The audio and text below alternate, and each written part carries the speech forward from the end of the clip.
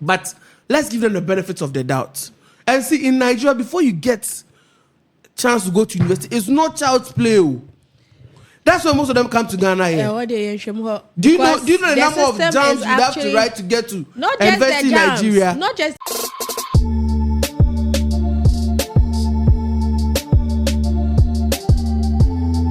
major highlights for you. I think it will be the Igbo conversation. Yeah. The Igbo conversation, the Igbo King trying to create an Igbo empire in Ghana. So with that, let's just get right into it. So this week, some Ghanaians were actually protesting the installation of an Igbo King or an Igbo leader as king in Accra, Ghana. So the installation of a Nigerian traditional leader, Eze Chukwudi Ehenetu, as Eze Indi, that is Igbo King, has triggered widespread protest and also public outcry across parts of Ghana, especially in the nation's capital, Accra.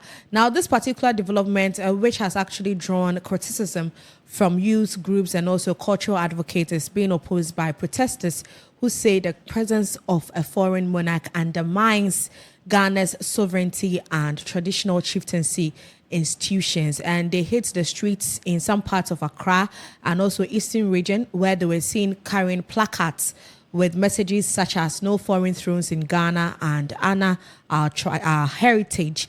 And their concerns were amplified after photos of the so-called Igbo King, his palace in Accra, surfaced online, featuring regal emblems and also traditional architecture of, the Igbo culture and the tradition. Now, since then, the chief or the overlord of Ga traditional area or of the Gans, we call him Gamanche. The office also came out, that is the Ga Traditional Council.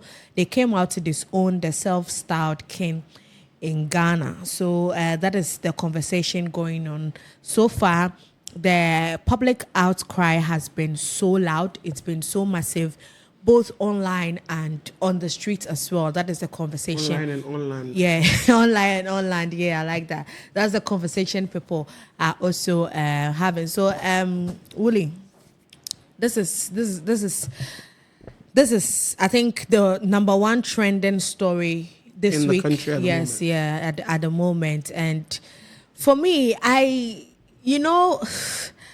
feel some way about it. I don't know how this is actually possible or how legal it is. But I know one thing for sure, that even, let's take the diaspora. Let me not even go to diaspora. When you go to different areas or different regions, we know that, okay, say the Western region, we are in Sekeni Takrade.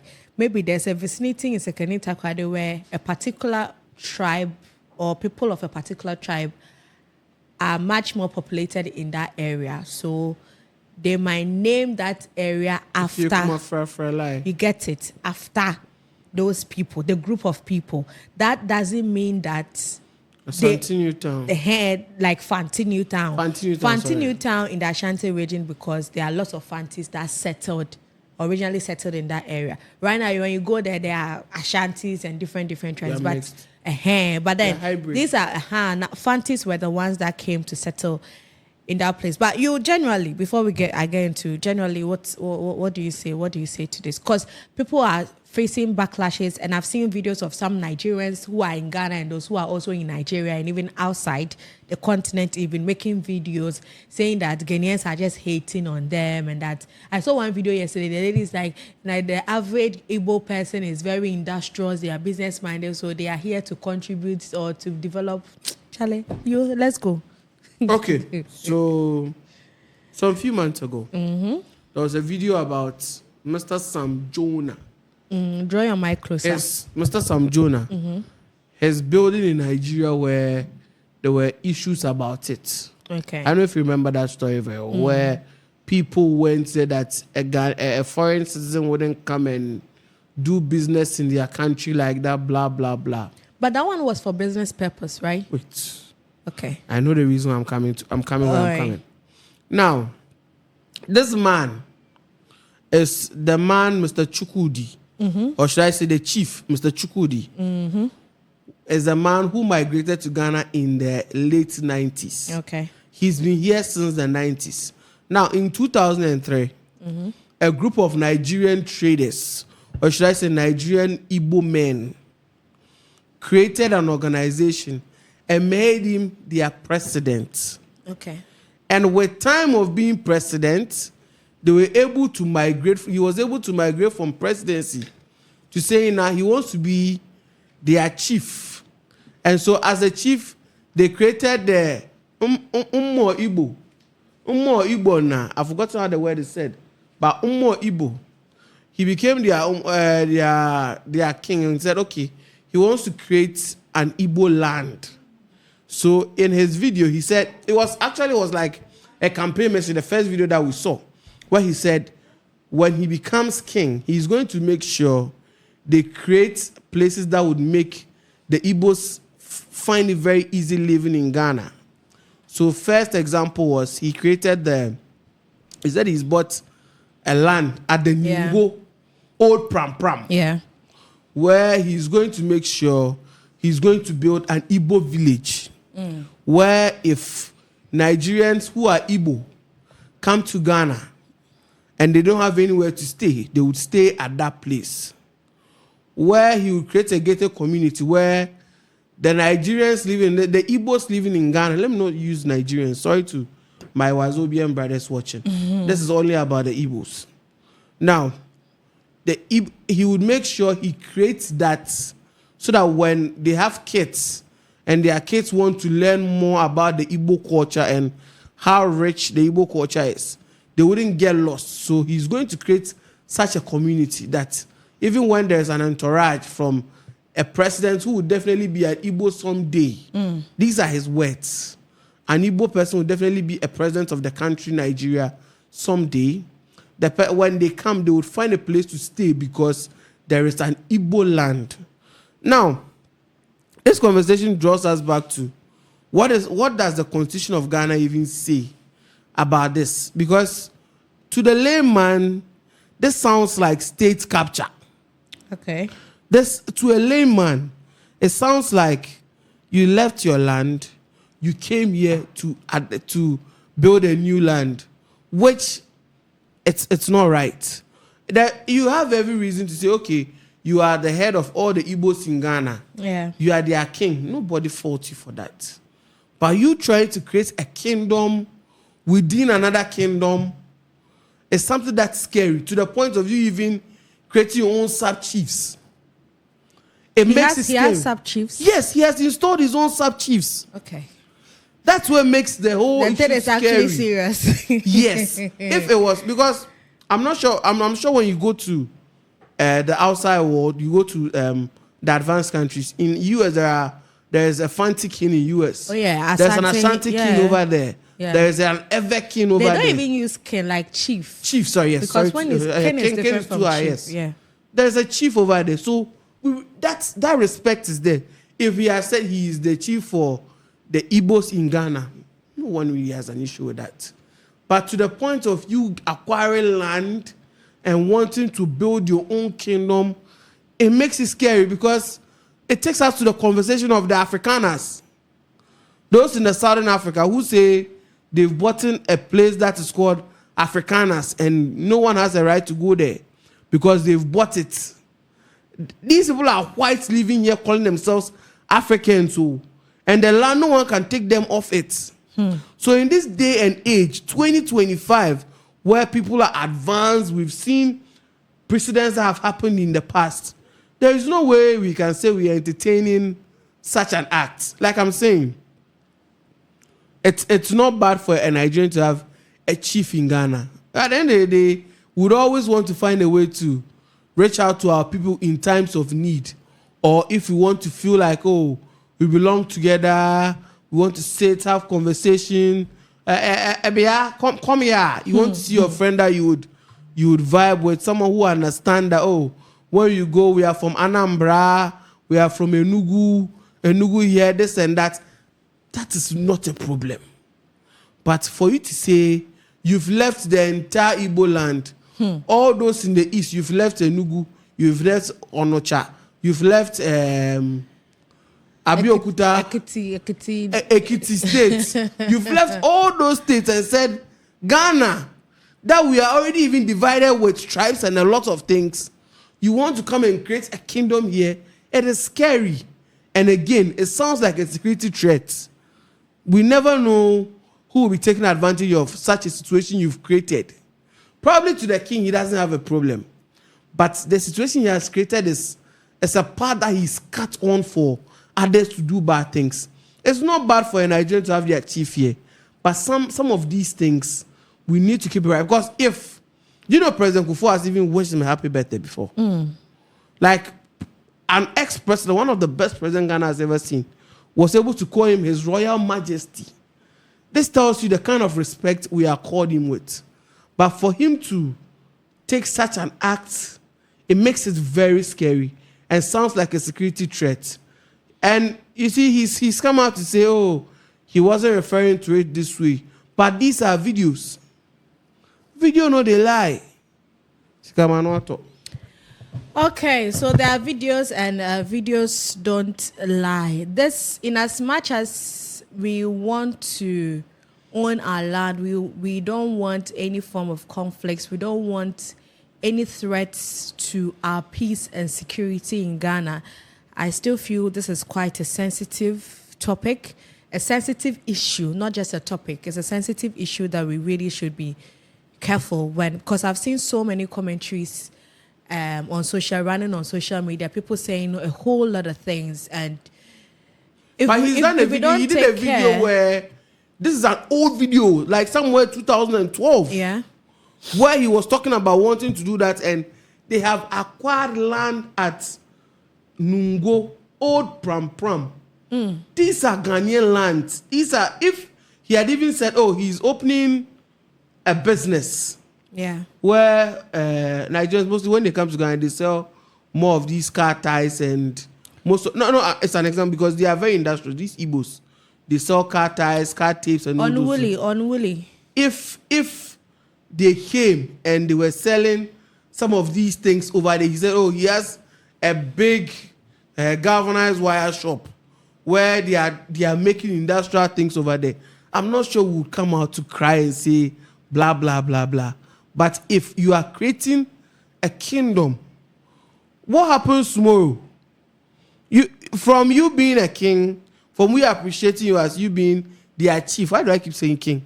We appreciating you as being their chief. And when he was in his press conference, he even switched. When he instead of saying king, he said king, and he switched to chief. Yes, I don't know if it's because of the pressure that's now mounted on him. Yes, the pressure.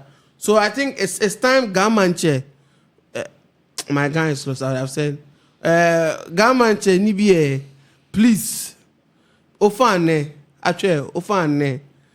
When I know Ofane, I just came to my mouth. Sorry. Ofane, Gamanche. Ofane, please put your foot in the ground. And I'm going for Nancy from yes. And for Nancy from Gamanche for Nancy for because this is getting serious and we need to get to the root of this thing. I've heard the interior minister has even been involved. And big shout out to Honorable Sam George. He's led a good fight. Yeah, because that's his constituency. Yes, he's led a good fight. That's one thing I love about Jata. He will roar and it will get you results. So please, this is the only country you have. Nigeria is so big.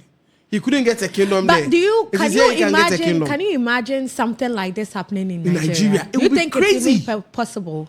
Telling me I'm going to create a Shama land, a Shama kingdom in Onocha.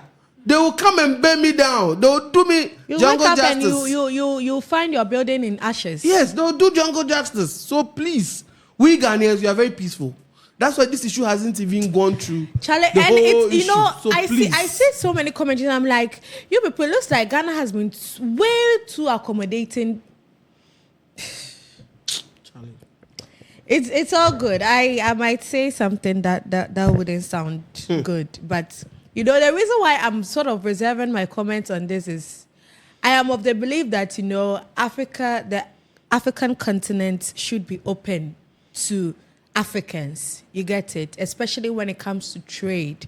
Because if we are to come together as one people, we can actually be sufficient. We can actually take care of ourselves. We wouldn't have to be seeking Western or foreign aids all the time.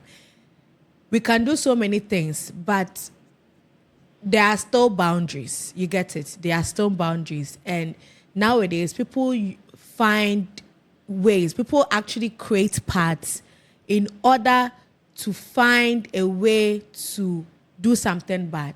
I don't know if what I'm saying makes sense. It makes a lot but of sense. we really have to be careful of what we are doing, because I don't think that something like this can happen in Nigeria. I don't think something like this can happen in Nigeria. So let's be respectful. I mean, if a country has been accommodating enough to open its doors for you, to make you live and thrive and have businesses successfully, the least you can do is just respect. Mm-hmm. You don't have to come and say, oh, I'm building my own kingdom and so and so. Why don't you build the kingdom in Nigeria? Why don't you build it in your state, wherever it is that you come from? You get it? So it's quite bad. And you know, I saw a tweet regarding, I don't know if this week you saw,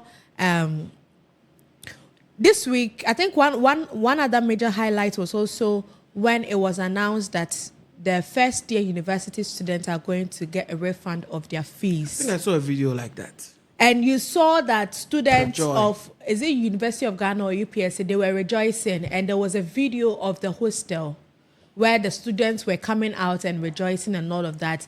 And it happened to trend on Twitter. And it happened to find itself, the videos happened to find themselves on Nigeria Twitter. And they were like, how? Is this a private school? They were like, no, this is not a private university. This is a government, a public university.